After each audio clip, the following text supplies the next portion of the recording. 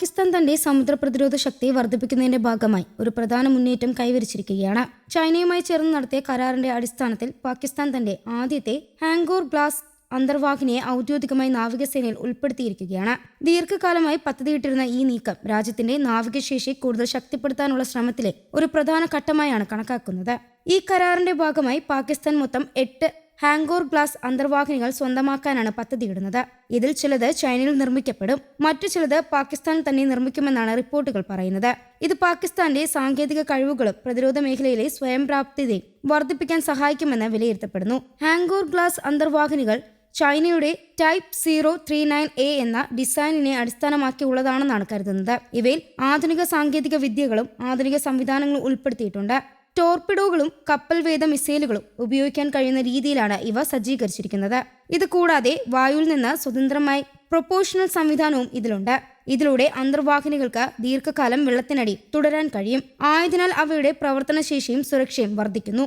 ഈ ആദ്യത്തെ ഹാങ്കോർ glass അന്തർവാഹിനിയുടെ commissioning ചടങ്ങ് ചൈനയിലെ സാനിയ എന്ന തുറമുഖ നഗരത്തിൽ വെച്ചാണ് നടന്നത്.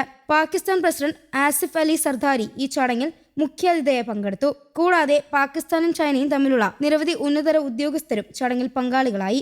ഇത് രണ്ട് രാജ്യങ്ങൾക്കിടയിലും ശക്തമായ ബന്ധത്തിന്റെ ഒരു തെളിവായി കണക്കാക്കപ്പെടുന്നു. അടുത്തിടെ പാകിസ്ഥാൻ നേതാക്കൾ പലതവണ ചൈന സന്ദർശിച്ചിട്ടുണ്ട്.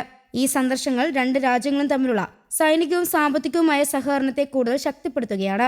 ഹാങ്കോർ ഗ്ലാസ് അന്തർവാഹിനികളുടെ കരാർ ഈ സഹകരണത്തിന്റെ ഒരു പ്രധാന ഭാഗമാണ്. പാകിസ്ഥാൻ നാവികസേന ഈ കമ്മീഷനിംഗ് ഒരു വലിയ നേട്ടമായി വിശേഷിപ്പിച്ചു.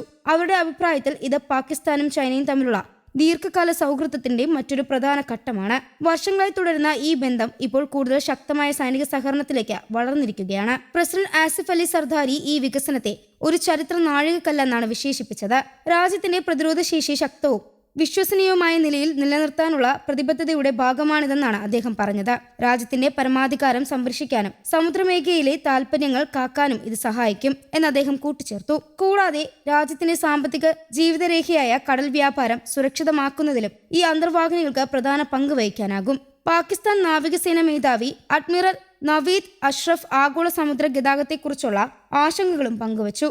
പ്രധാനമായും ലോക വ്യാപാരത്തിനും ഊർജ്ജ വിതരണത്തിനും നിർണായകമായ കടൽപാതകളിൽ അപകട സാധ്യതകൾ വർദ്ധിച്ചു വരുന്നതായി അദ്ദേഹം പറഞ്ഞു. ഈ സാഹചര്യത്തിൽ പുതിയ ഹാങ്കോർ ഗ്ലാസ് അന്തർവാഹിനികൾ മേഖലയിൽ സ്ഥിരത നിലനിർത്താൻ സഹായിക്കുമെന്നാണ് അദ്ദേഹത്തിന്റെ വിലയിരുത്തൽ.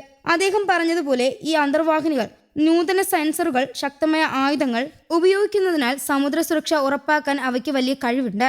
അറേബ്യൻ കടലിലും ഇന്ത്യൻ മഹാസമുദ്രത്തിലും പ്രധാനമായി കടൽപാതകൾ സുരക്ഷിതമാക്കുന്നതിൽ ഇവ സഹായകരമാകും. ഹാങ്കോർ എന്ന പേര് തന്നെ പാകിസ്ഥാൻ നാവികസേനയ്ക്ക് പ്രത്യേകമായി ചരിത്ര പ്രാധാന്യമുള്ളതാണ്. 1971 യുദ്ധകാലത്ത് ഇന്ത്യൻ നാവികസേനയുടെ INS ഫുക്രി എന്ന യുദ്ധക്കപ്പൽ മുക്കിയ പാകിസ്ഥാൻ അന്തർവാഹിനിയുടെ പേരാണ് ഹാങ്കോർ.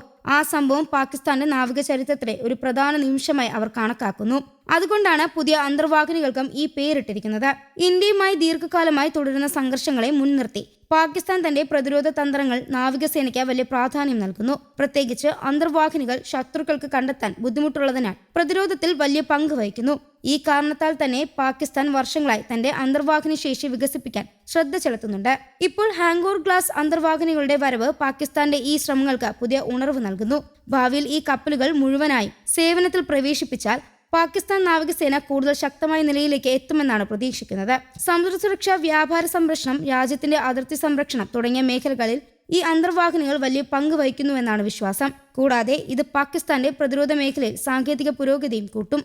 ഹാങ്കോർ ഗ്ലാസ് അന്തർവാഹിനികളുടെ കമ്മീഷനിംഗ് പാകിസ്ഥാൻ ചൈന ബന്ധത്തിന്റെ ശക്തിയും പാകിസ്ഥാന്റെ പ്രതിരോധ നയത്തിലെ മുന്നേറ്റവും ഒരുമിച്ച് കണക്കാക്കുന്ന ഒരു സംഭവമാണ്. ഇത് ഭാവിയിൽ കൂടുതൽ സഹകരണത്തിനും സാങ്കേതിക പുരോഗതിക്കും വഴിയൊരുക്കുമെന്നാണ് കരുതപ്പെടുന്നത്. ഈ നീക്കം ദക്ഷിണേന്ത്യയിലെ സമുദ്ര സുരക്ഷാ സാഹചര്യത്തിലും ചില മാറ്റങ്ങൾ വരുത്താൻ ഇടയാക്കും. ആയതിനാൽ തന്നെ ഈ വികസനം അടുത്ത കാലങ്ങളിൽ കൂടുതൽ ശ്രദ്ധ നേടാൻ സാധ്യതയുണ്ട്. News desk Kerala Kaumudi.